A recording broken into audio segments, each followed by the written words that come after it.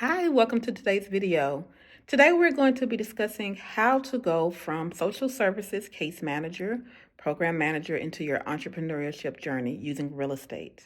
Hi, I'm Jamela, the social services maven, and I help case managers get out of the 9 to 5 work and become successful entrepreneurs using real estate to solve society's issues of homelessness as well as generate an income from themselves and their families.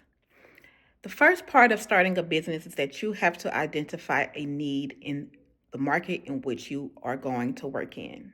My market is health and human services in America, and the individuals that I work with are real estate investors. Real estate investors' typical bottom line are two things: a buy and hold strategy and a fix and flip strategy. I prioritize the buy and hold strategy for real estate investors, and I offer to them above market rate prices for houses that I use for assisted living facilities, group homes, in addition to any other services where housing and supportive services are involved. So, for you, your number one thing is what market do you want to go into in terms of health and human services? Do you want to house the homeless? Do you want to work with rapid rehousing funding and with veterans? Do you want to work under VAWA funding, victims of violence?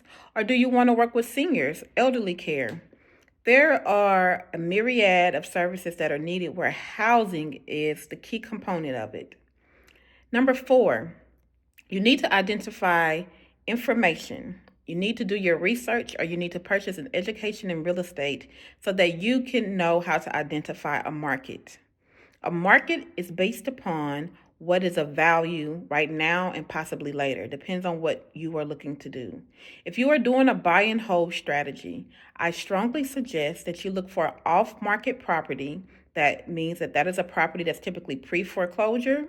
They might be going through a death, so it might be in probate court, or someone wants to get out of an upside down house with no equity in it. You need to research on one, how to find those properties, which are always on the county clerk's office for pre-foreclosure or tax liens. And then you need to see what's happening around that zip code. What type of gentrification is happening? Are there coffee shops popping up? Is there construction happening? Is there a new bus line coming in? Are there more commercial properties for sale than there are for rental? What does the house that was recently fixed and flipped, what was it sold at, and what new updates are in that home? All of that research will show you that this is a great buy and hold strategy, and it could help you pitch to investors, or for yourself, you could use it as a buy and hold strategy for your own real estate portfolio. Number three, you need to know the zoning laws in that area. Some cities are unincorporated counties, incorporated counties. Some cities or counties are, you can put anything anywhere, like Houston. There aren't any zoning regulations there. But it is your responsibility to go onto the city development website, call the fire department, and find out what that zip code in which you are looking at is zoned for. It is very, very important to do that first. Number two, you want to go online and see what new funding has entered into the city. Why I say what new funding has entered into the city? So for me, coming from an affordable housing background, I know that if I go online and look at new bids that have something to do with an RFP for affordable housing, I know that that city is beginning to receive, I'm sorry, hold on, I have to change my arm. I know that that city is beginning to receive funding for long-term permanent supportive housing funding. And that could be from the developer to the churches. Seeing who won that, going online and seeing who was on that call.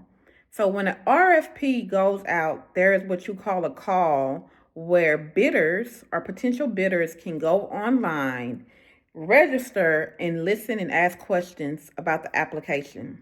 When they go online and ask those questions, they have to input an email, the contact person's name, and the telephone number. That is a great way for you to cold call and market, to see who won that bid, and kind of get an understanding of what they are planning to do in that neighborhood.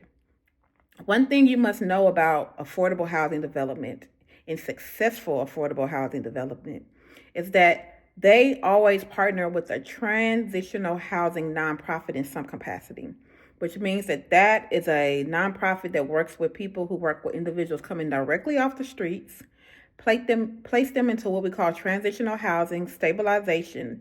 The funding under that is called rapid rehousing dollars, and they are there typically from 6 months to 24 months to help them re-enter into independent living. That's who you want to position yourself as. You're going to call, you're going to say, hey, I see you're doing this RFP. Do you have any current relationships with any nonprofits that offer transitional housing? They're going to say yes or no. They say yes. Can I get that contact person's name? I have some properties that they might be interested in housing their individuals. Or you could pitch and say, hey, I can help you find the people. I can hold them for you in that way that you know when it is time for you to have your occupancy done, that you know you have a guaranteed 10, 15 people that can move in with Section 8 or with the income. Number one, number one. And it sounds so cliche, but it's so important. I wish someone would have told me. And it's your mindset.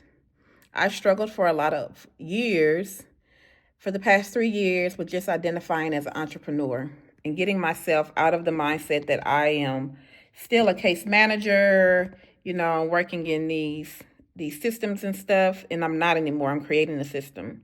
You have to change your mind about yourself. You have to know that that skill set that you have is profitable, and I know that I am helping people, and with me helping people, I can also make money at the same time.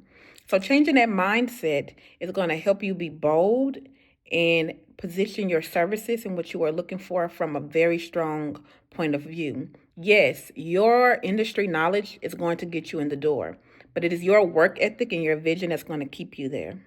So, as always, entry level case managers are needed, but they also have a whole new world of opportunities open to them if they change their mind. Bye bye.